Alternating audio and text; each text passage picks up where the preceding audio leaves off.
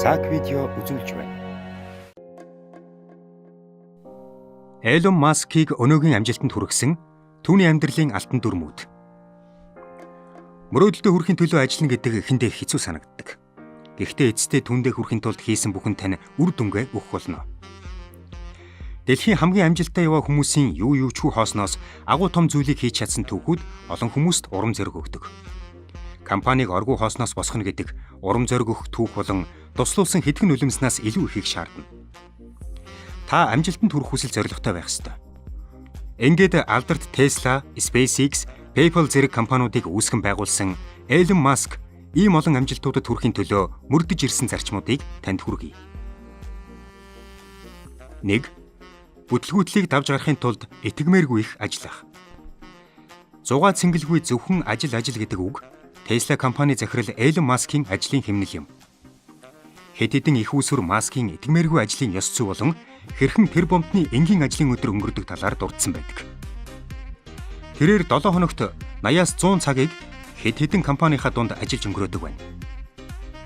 Нэгэн ярилцлагадаа тэрээр суугаад өглөөний цай уухын оронд өдрийн турш ажиллахыг илүүд үздэг гэж хэлж байжээ.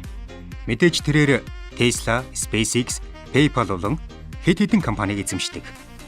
Гэхдээ хүн ингэж ажиллах боломжтой гэж юу? Маск хэн хинээс илүүтэйгээр тархины чадамжийг дээшлүүлдэг олон хоол хүнс байдгийг мэддэг байх хэрэгтэй. Хэрвээ тэрэнд суугаад халуун хоол идэх цаг байхгүй бол өдөр зам зуураа юм идчихэж байх хэрэгтэй шүү дээ. 2. Зар сурталчилгаа хийх хэрэггүй. Бүтээгдэхүүнээ л хий. Elon Musk энэ зууны хамгийн том нөлөөтэй тэр бомтнуудын нэг тул түүнд бидэнд бизнес хэрхэн хийдэг талаар өгөх зөндөө зөвлөгөө байгаа гэдэгт итгэлтэй байна.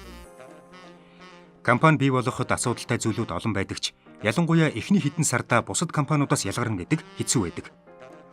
Бүтээгдэхүүнээ зарахад бидэнд асуудал тулгардаг.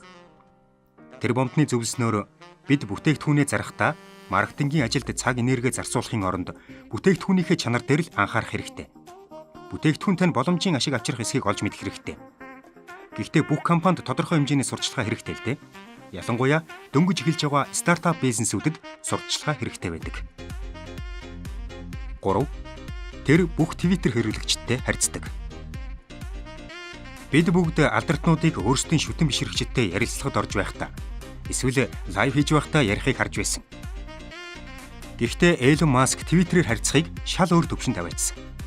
Одоогоор Musk-ыг 23.7 сая хэрэглэгчид Twitter дээр дагдаг бөгөөд энэ тэрэнд ярилцах маш их хүн байдаг гэсэн үг юм. Өдөр тутмын дагагчдынхаа Twitter тэрээр боломжоор хариу өгдөг байна.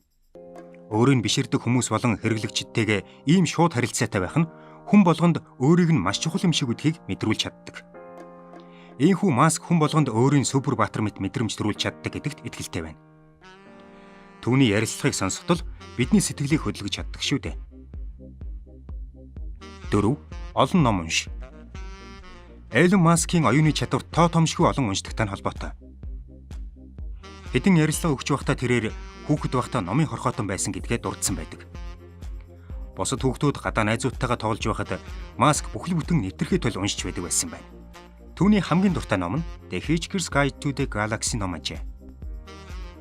Тэрээр нэгэн ярилцлагад бид ямар асуулт асуухаа мэдхийн тулд хүн төрөлхтний оюуны цар хүрээг тэлхийг хичээх хэрэгтэй юм байна гэсэн дүгнэлтэнд би хүрсэн.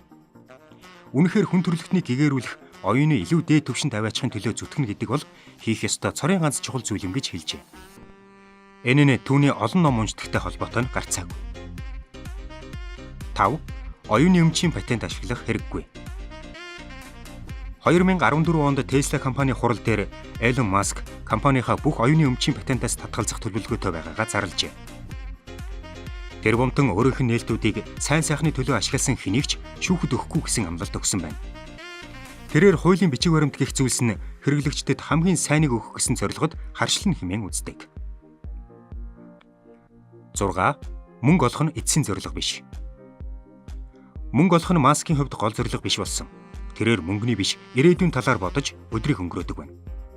Тэдний хувьд ийм төрлийн урагш тэмүүлэх бодол ирээдүйн тэр бомтнуудыг өөрсдийн эд хөрөнгөөс илүү агуу том зүйлсийг бүтээхэд үлгэр жишээ болох үзье. Түүний хүн амьдрах боломжтой гаригуудын талаарх үзэл бодлоос харахад яагаад тэрээр үргэлж хүн төрлөختөнд муугар нөлөөлж болох асуудлуудын шийдлийг олох гэж хайж байдгийг ойлгоход амархан. Маск магадгүй мөнгө хамгийн чухал зүйл гэж боддоггүй байх. Гэхдээ судалгаандаа санхүүжилт олох, компани өргөжүүлэх болон дэлхийд тулгамдж байгаа асуудлыг шийдвэрлэхийн тулд тухайн хүнд мөнгө хэрэгтэй. 7. Хэрвээ чи асуудалтай тулгарсан бол хүн болгонд хэл. Ихэнх компаниудад ажилчид өөртөө тулгарсан асуудлаа менежертэй хэлэх үүрэгтэй байдаг. Ихэнхдээ тэдгээр асуудлууд шийдвэрлэгдэхгүй замхарч алга болдог. Тухайн асуудал нь менежерүүдийн дунд үл ойлголцлоо суулж хаягдаж, эсвэл бүр зүгээр тоогдохгүй орхигддог байна.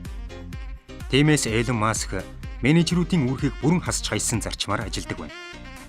Хэдий энэ зөв санаа мэт боловч практик нэвтрэхэд асуудалтай. Нэгдүгээрт менежерийн хэрэг байхгүй тул тэд ажлаа алдаж магадгүй. Энэ нь компанид муугар нөлөөлөө зогсохгүй, ажилчдад ч нөлөөтэй байж болох юм. 8.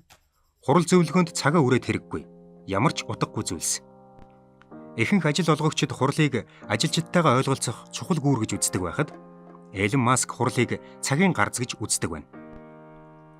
Хэдэн жилийн өмнө Tesla компани захирал ажилчиддаа хэрхэн ажил дээр амжилт гаргах талаар захим шуудан илгээжээ. Тэрээр хурал гэдэг бол том компаниудын мөхөл бөгөөд цаг явахын хэрээр улмал үр дүнгүй болдог. Тухайн хурал нь нэн шаардлагатай, эсвэл компаниг бүхэлд нь хамарсан том асуудлыг шийдвэрлэх хурал биш л бол энийг хийх шаардлага байхгүй гэж бичжээ. 9. Теслад ажиллахын тулд та бусадтайгаа сайн харьцаж чаддаг байх хэрэгтэй. Анхны сэтгэл гэдэг бол хэн нэгэнтэй эхэлж уулзахад маш чухал.